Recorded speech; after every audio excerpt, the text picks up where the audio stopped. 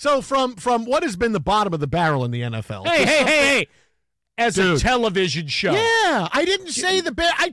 Dude, that's why I feel I have to preface You everything do. I say about Otherwise, the Bears. I'm going to attack Dude, you. You know I love the Bears. How many times do I have to keep saying it?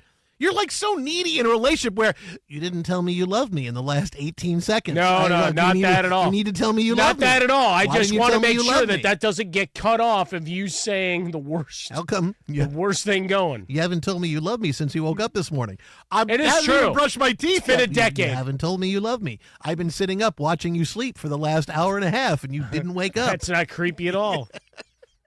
I need to be. It sounds I like need you're to be speaking from validated. personal I need to be experience. validated. You got to tell me you love me. Please tell me you love. I told you I don't like the Bears. You know. What are those things that you used Let's to have just to tape this stuff. feed and take care of, like the little Tamagotchi? Was Tamagotchi, right? The plants and the animals that you had to. She was an ice skater. You're thinking about Not Christy Christy Yamaguchi. Yamaguchi. Did the commercials No, for McDonald's? no, That's who you're thinking not of. her.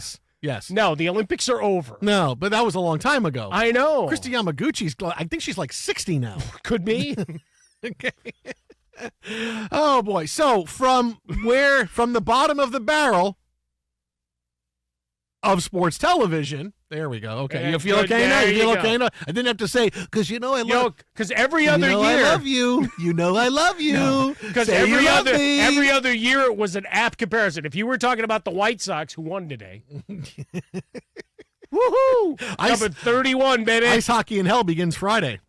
Devils are playing. You see what I did there? From the bottom of the barrel of sports television.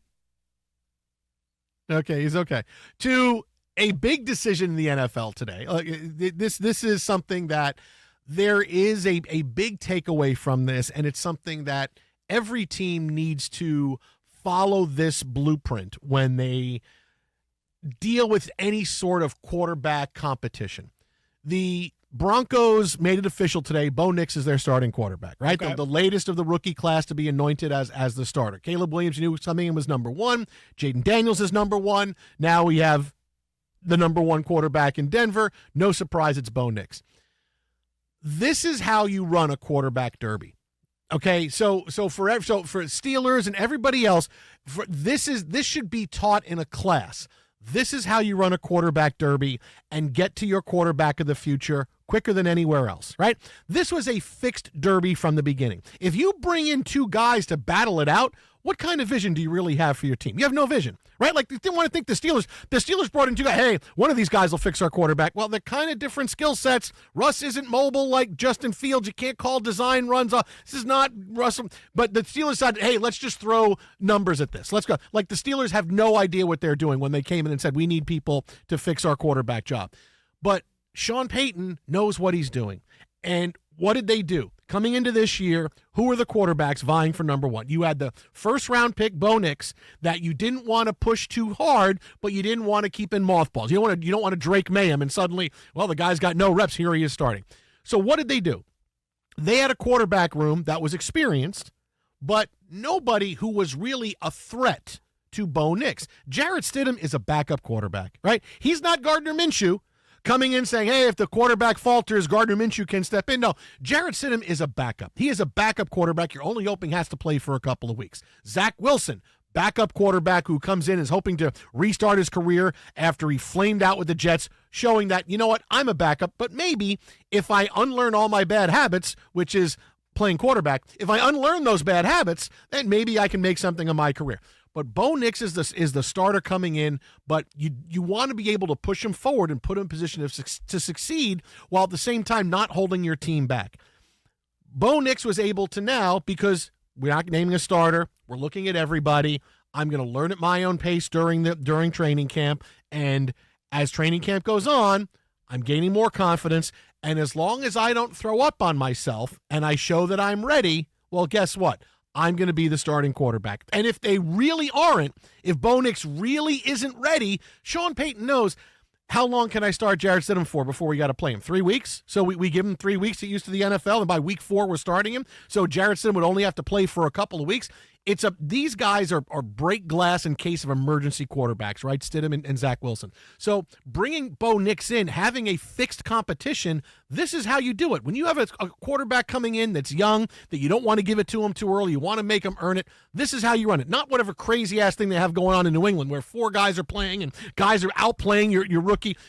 Give everybody the reps. Don't have too many out there, which they do, and make it a fixed competition. As long as your preferred starter, is able to nurture and grow and get the reps he needs out of the spotlight, hey, over the course of a month and a half, he will ascend to that starting job because it's why you drafted him that early, right? Bo Nix had all the faculties you need. He had all the talent you need. He's got all the arm talent you need.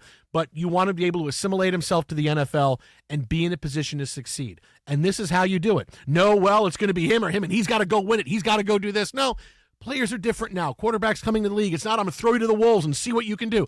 It is a fixed competition. This was fixed from the beginning, and as long as Bo Nix was good and showed he can handle it, he was going to be the starter. This is how you have to handle it when you bring – this is how you do it. Not how the Steelers do it, not the Patriots, anybody else. This is a master lesson from Sean Payton. This is how you do it. Well, the Steelers decided not to go down the road of let's go draft the next guy, especially after what happened with Kenny Pickett. And so they were able to go get 2 veterans, and it's been more or less the scene with the Joker in The Dark Knight. All right, make it quick, right? Room for aggressive expansion, but we only have room for 1 right now. So figure it out. So you got that. New England, I'd like to think I knew what they were doing. I think Drake May plays much sooner than you anticipate, again, because you don't exactly have a lot of world beaters up front.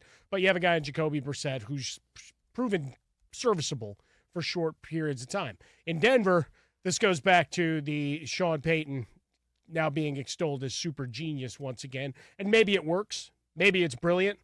I did go down the rabbit hole of drafting Cortland Sutton as one of my guys in a guillotine league, saying, all right, someone's got to catch a football, so let's go down this path. But it's also the space for Sean Payton where there's no heat under his ass just yet, right? You're in a position where if Bo Nix is not ready, you're still getting the benefit of the doubt of, well, he must have assumed he's not ready by Sean Payton standards. Not, hey, he's got to play because he's a first-round guy. Sean Payton has decided he's not ready for his offense yet. So that he's got all sorts of goodwill from heavy hitters across these industries that he can buy time, and no one's going to say, what the hell's Sean Payton doing? Except me. I'll ask that question because I asked it a year ago. But you saw how he brilliantly played the Russell Wilson situation. If it went bad, it was going to be all his fault. Guess who's not there anymore? Russell Wilson. So you bring in 2 guys that if they really show out in Stidham and Zach Wilson, sure, great. Start them as you need to. But to your point, neither one of them was a guy you're saying, yeah, they're getting the keys to the car forever. No, you drafted Bo Nix for a reason. There was so much pre-draft chatter. We were part of it of, all right, he's the guy that fits what Sean Payton wants to do. So ergo, now week 1, it's time to let him go loose. You got an offense that has enough component parts to where you should be decent. Mm-hmm. Yeah, in theory. Like I said, in theory, it should be decent. Right, Tim enough. Patrick coming back off injury. He was a guy that was missed. Yeah, last year quite a bit. Yeah, they talk about his leadership. Boy, we really miss him. Really miss him being around the team and everything. But just else. a guy who was a steady, reliable, sure, set it and forget it kind of target. And now you one of those fantasy guys who during a bye week it was, I'm starting Tim Patrick my bye week this week. I'm excited. 5 for 50. I'm feeling good. He's going to give me 10 points. I'm going to get it for at 10 a minimum. points. I'm getting 10 points, and then if he finds the end zone, it's a bonus.